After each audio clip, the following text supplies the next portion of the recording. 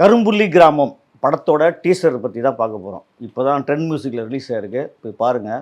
உண்மையிலே சொல்கிறேன், இந்த டீசர் வந்து அவ்வளோ அற்புதமாகவும் அழகாகவும் இருக்குது பார்க்குறப்போ.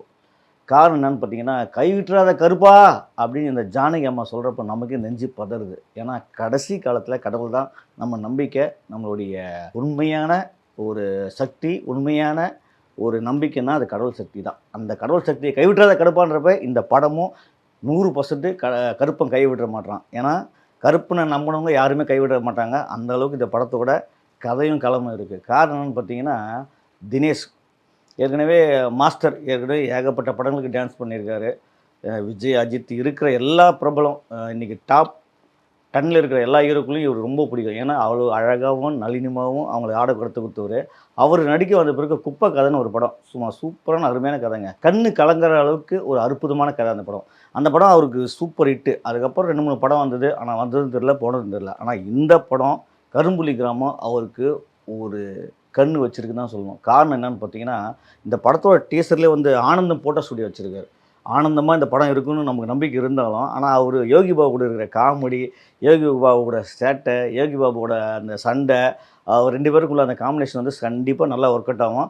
அதே மாதிரி சுவேதா டாரதி அவங்களுடைய அந்த லவ், அந்த பாட்டு ஒன்று எவ்வளோ அருமையாக இருக்குது தெரியுமா? எத்தனையோ படம் எடுத்திருக்கேன், ஒன்றை போல் ஒரு அழகு இல்லையான்னு சொல்லி அந்த சாங் ஆரம்பிக்கிறப்போ அவ்வளோ அழகாக இருந்தது. அதுவும் வந்து அந்த இயற்கை, அந்த கரும்புள்ளி கிராமத்தை காமிக்கிறப்போ அந்த இயற்கை வளங்களும் அவ்வளோ அருமையாக இருந்தது.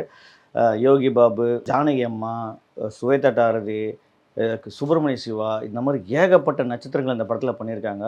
ஆனால் எல்லாருமே ஒவ்வொரு பொறுப்போடும் அவங்களுக்கு முக்கியத்துவம் வாய்ந்த படமாக இருக்கணும்னு நான் நினைக்கிறேன். என்னன்னு பார்த்தீங்கன்னா, டீசர் பார்க்குறப்ப அது மாதிரி தான் இருந்தது. ஒரு பெரிய பிரச்சனை போலீஸ் ஸ்டேஷனில், ஒரு கிராமத்தில் பிரச்சனை, அந்த கிராமத்தை கட்டி காக்க வந்து அவங்க போராடுற மக்களுடைய அந்த வலிகளை ரொம்ப அற்புதமாகவும் ஆழமாகவும் சொல்லியிருக்காரு ராசா ஆனந்த். உண்மையிலே இந்த இயக்குனர் வந்து 2, 3 படம் பண்ணியிருக்காரு. இருந்தாலும் இந்த படத்தை அவ்வளோ நம்பிக்கையோடு எப்படி இந்த திடீர்னு நாங்கள் சம்மந்தமே இல்லாமல் ஏன் டீசர் பேசுகிறேன்னா, உண்மையிலே நாங்களே படம் இந்த டீசரை பார்த்துட்டு அவருக்கு ஃபோன் பண்ணி கேட்டோம். சார் டீசர் ரொம்ப நல்லா இருக்கு, படம் எப்போ ரிலீஸ்லாம் கேட்குறப்ப தான் சொன்னார். ரொம்ப நல்லா இருக்குது சார், எங்களுக்கு எல்லோரும் சப்போர்ட் பண்ணால் கொஞ்சம் நல்லா இருக்குமே அப்படின்னு. உண்மையாக மனசார எங்களுக்கே ஒரு ஆசைப்பட்டது அந்த டீசர் பார்க்குறப்போ. சரி, ராசான்னு சார் வந்து இவ்வளோ அற்புதமான அழகான டீசர் பண்ணியிருக்காரு. காரணம் என்னென்னா, இந்த மாதிரி டீசர், இந்த மாதிரி மக்களோட வலியை சொல்கிற படங்கள்லாம் ஜாதி மதம்லாம் கடந்து படம் பார்க்க நம்ம ஆரம்பிக்கணும். இந்த மாரி செல்வராஜும் இந்த ரஞ்சித்தும் நம்மளை வந்து நோகடிச்சு நொந்து நூலாகி படம் பண்ணி நம்மளை ஆடியன்ஸை பார்க்குறவங்கள வேதனைப்படுத்துன்னு தான் மிச்சம். அந்த வேதனை அவங்களுக்கே ரிட்டர்ன் ஆகி இப்போ அவங்க படங்களே சரியாக ஓடாமல், ரஞ்சித் அட்ரஸே கிடையாது, கொஞ்ச நாள் மாரி செல்வராஜும் ஆள் அட்ரஸ் இல்லாமல் போயிடுவார்.